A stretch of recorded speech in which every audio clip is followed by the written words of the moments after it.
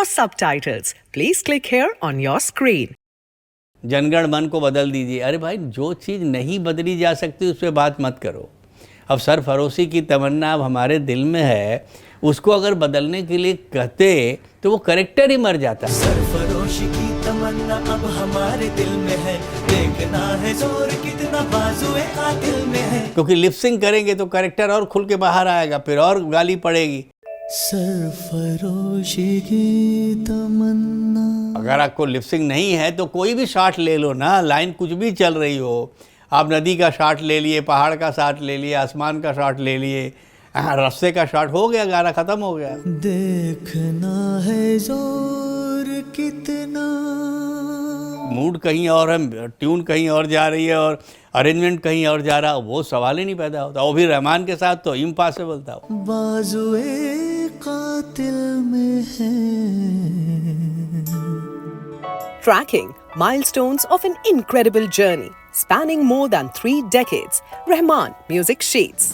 Hi friends, discover the top take as we uncover the wow factor in this episode. Do watch it till the end to grab this musical moment of the day.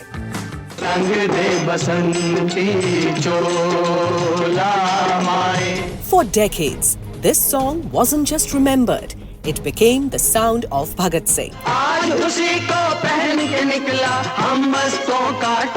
A legacy of Manoj Kumar, Prem Dhawan and Mahendra Kapoor no one dared to touch. Mera rang de Basanti Chola.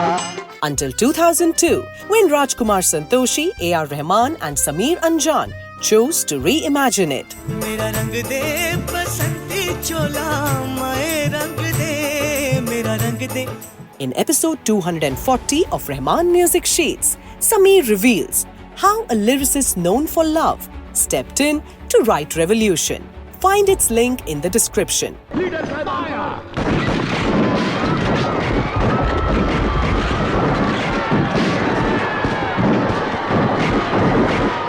After the massacre of Jallianwala Bagh, a poem was born, Sarfaroshi Ki Tamanna. Penned by Bismil Azimabadi, words that refused to stay on paper. सरफरोशी की तमन्ना अब हमारे दिल में है। Revolutionary Ram Prasad Bismil turned it into a call for sacrifice, from verse to a war cry. सरफरोशी की तमन्ना अब हमारे दिल में है, देखना है जोर कितना बाजुए कातिल में है। In 1965, Shaheed preserved its soul. सरफरोशी की तमन्ना अब हमारे दिल में है। But time demands new voices. For the Legend of Bhagat Singh, Sameer Anjaan faced the same truth. 2 versions, one burning with revolt. सरफरोशी की तमन्ना अब हमारे दिल में है, देखना है जोर कितना बाजुए कातिल में है। The other, heavy with hunger, pain, yet resolve. सरफरोशी की तमन्ना। Not just writing, history rewritten. Sameer's ink had to meet Inquilab. देखना है जोर कितना। देखिए भाई, जब आप ऐसी पिक्चर लिखते हैं ना, तो आपको चैलेंजेस के लिए तैयार रहना चाहिए।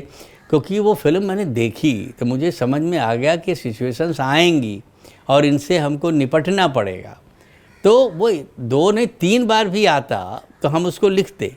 क्योंकि जैसा आपने बोला ना कि दोनों बार जो मूड अलग था, बस हमको तो इतना ही चाहिए कि उस मोमेंट पे वो क्या सोच रहे हैं, वो जो सोच रहे हैं वही मुझे गानों में लिख देना था और वही मैंने किया। अपने ही लहू से हम लिखेंगे अपनी दास्तां, जालिमों से छीन लेंगे ये ज़मीन ये आसमां। तो हमको कहीं कोई तकलीफ हुई नहीं भाई। वो तो लाइन ऐसी है कि वो इतिहास का इतना बड़ा हिस्सा है कि उसको बदला ही नहीं जा सकता।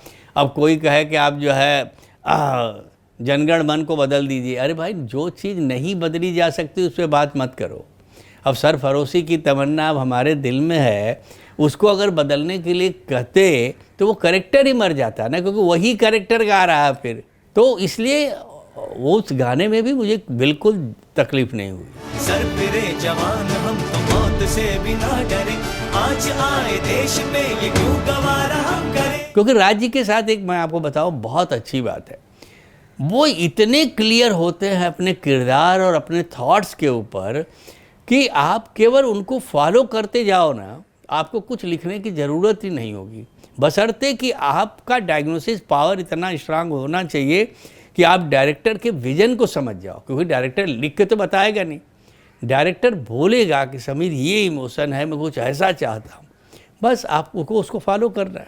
मुल्क पे कुर्बान हो ये आरज़ू दिल में है।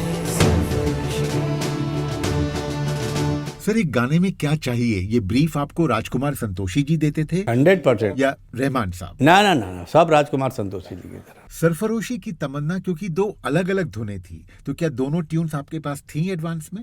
डेफिनेटली। तो क्या इन धुनों ने अपने वर्ड्स अपने आप खोज लिए? डेफिनेटली, धुन अपने आप में शब्द बोलती हैं भाई। हर धुन जो है एक खास तरह के शब्द ढूंढती है, मांगती है।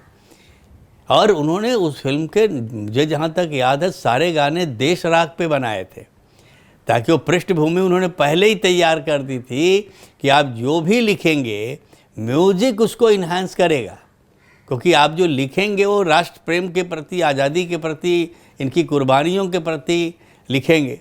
तो उसका ऐसा तो नहीं है कि उसमें कुछ ऐसे रोमांटिक पीस दे दें कि वो गाने का पता चला गाना मूड कहीं और है, ट्यून कहीं और जा रही है और अरेंजमेंट कहीं और जा रहा, वो सवाल ही नहीं पैदा होता। वो भी रहमान के साथ तो इम्पॉसिबल था। देखना है जोर कितना बाजुए कातिल में है।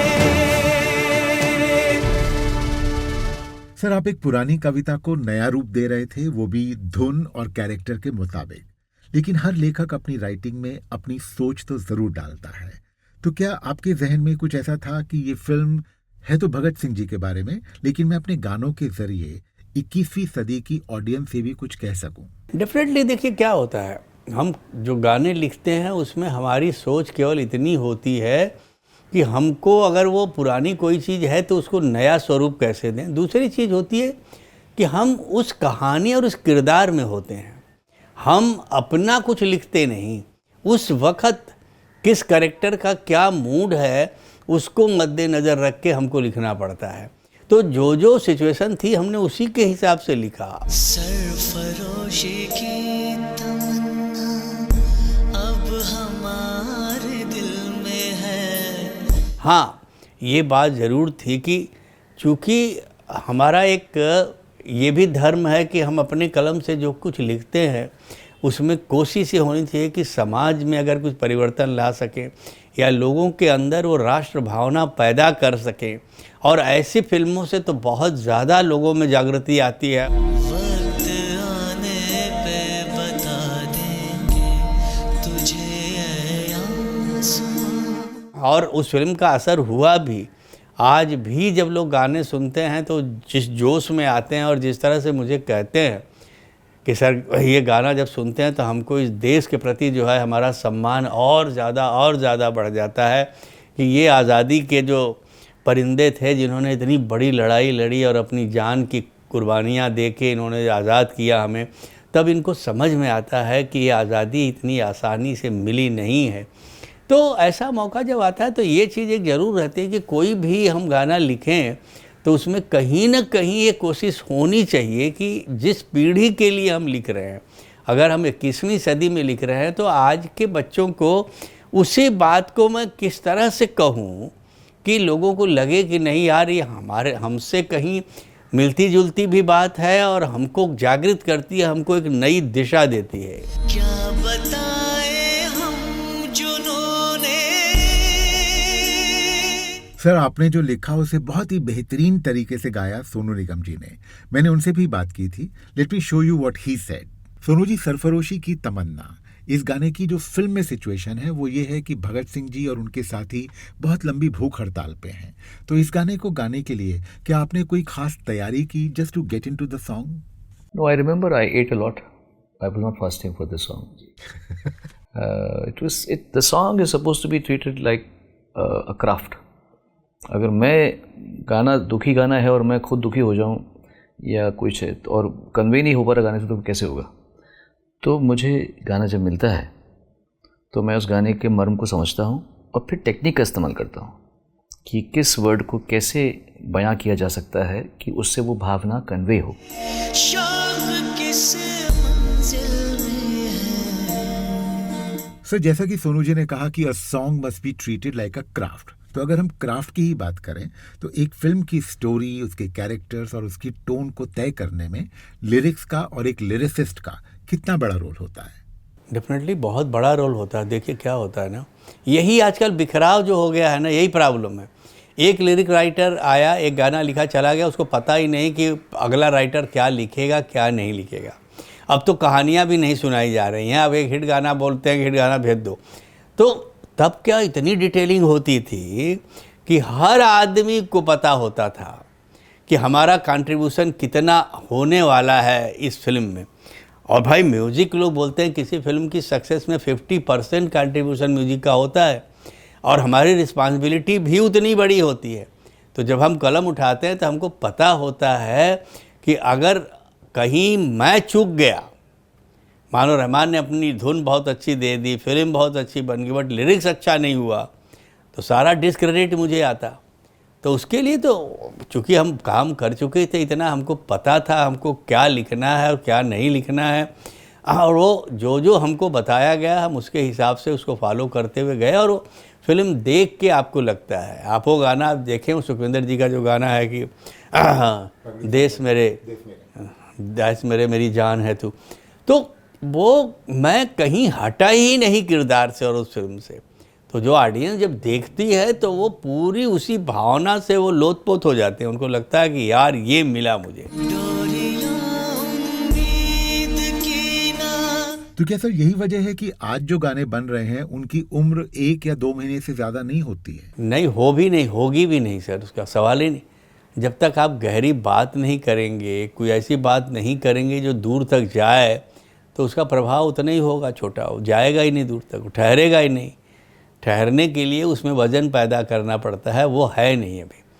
और उनका कसूर नहीं है, क्योंकि न तो उनको ऐसी कहानियाँ दी जा रही हैं, न तो उनको उस तरह के डायरेक्टर्स मिल रहे हैं, न तो उनको उतनी डिटेलिंग के साथ समझाया जा रहा है, और न तो उस पिक्चर के म्यूज़िक पे उतना काम किया जा रहा है। म्यूज़िक को अभी लोगों ने फिलिंग द ब्लैंक की तरह समझा है कि कहानी चले उसे डाल दो कुछ यार, बस। जहाँ उनको कुछ नज़र नहीं आता डायरेक्टर को, वो बोलता है यहाँ म्यूजिक डाल दो, तो वही हाल हो गया। तो फिर वो रिजल्ट भी वही होना है। मिलके देखा है जिन्हें वो सपने भी ना रूठ जाए।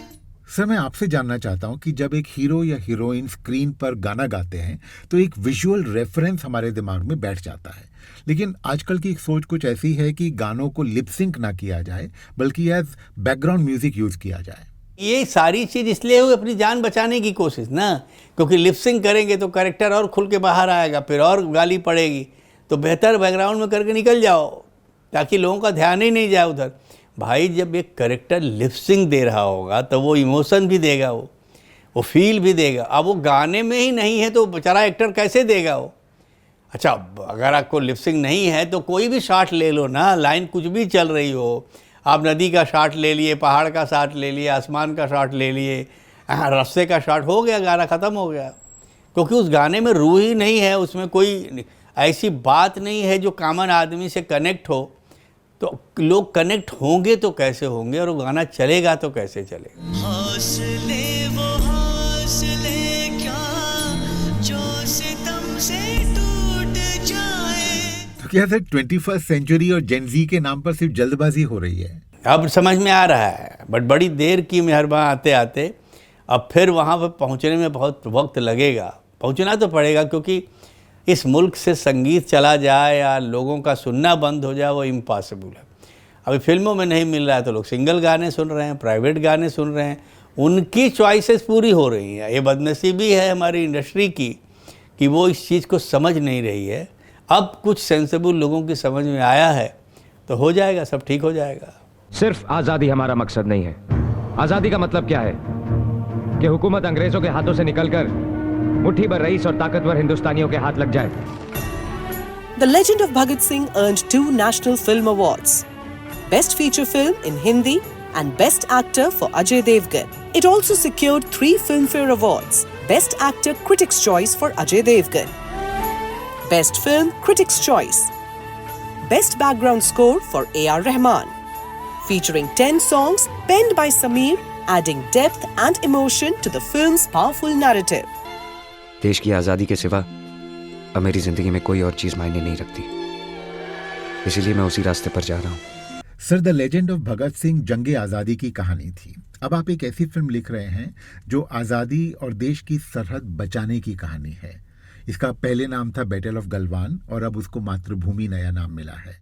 आप जैसा गीतकार जो रोमांटिक गानों के लिए जाना जाता है, जब ऐसी फिल्म के लिए गाना लिखता है तो क्या रोमांटिक सॉन्ग का अंदाज भी बदल जाता है? देखिए, बहुत कम लोग ऐसा सोचते हैं मेरे बारे में, क्योंकि ज़्यादातर लोगों को लगता है कि मैंने 90% रोमांटिक गाने ही लिखे हैं। जो लीक से हट के फिल्में होती हैं या राष्ट्र प्रेम के ऊपर जो फिल्में होती हैं, आज़ादी के ऊपर, जो वैसा कोई काम मैंने किया नहीं। होता क्या है कि आपका जब काम कोई बहुत पॉपुलर हो जाता है तो मोस्टली लोग ये ब्रांड समझ लेते हैं कि ये काम कराना है तो इन्हीं से करवाओ। दरअसल ऐसा है नहीं। शुरू से ही मैंने कोशिश हमेशा की और अलग अलग तरह की फिल्में की। मैंने एक कमल हासन जी की एक फ़िल्म की थी, हे राम, गांधी जी के ऊपर वो पिक्चर थी। जब जब मुझे इस तरह के मौके मिले मैंने अलग काम किया और उसका बैड लक ये रहा कि वो फिल्में बहुत ज़्यादा लाइमलाइट में आई नहीं, बहुत ज़्यादा हिट नहीं हुई, तो लोग उन फिल्मों को रिकॉग्नाइज नहीं कर पाए। ऐसी फिल्म लिखने के लिए आपको थोड़ा सा अलग सोचना पड़ता है, क्योंकि जो रूटीन काम आप कर रहे होते हैं उससे हटना पड़ता है।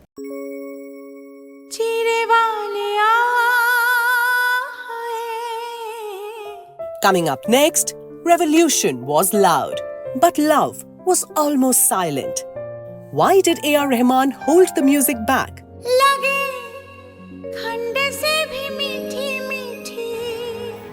A composition rooted in Gurbani, yet shaped like a rap.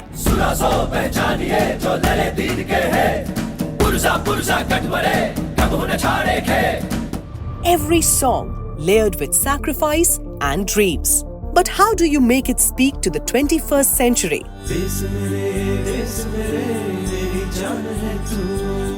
The stories behind these choices. Sameer Anjaan returns in the next episode of Rahman Music Sheets. Stay with us. Music को अभी लोगों ने फिलिंग द ब्लैंक की तरह समझा है कि कहानी चले उसे डाल दो कुछ यार, बस।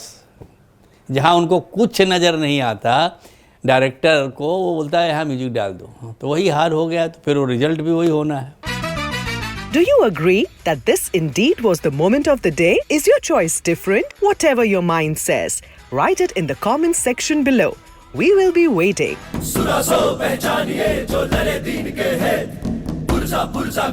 Subscribe to our YouTube channel, press the bell icon and stay entertained.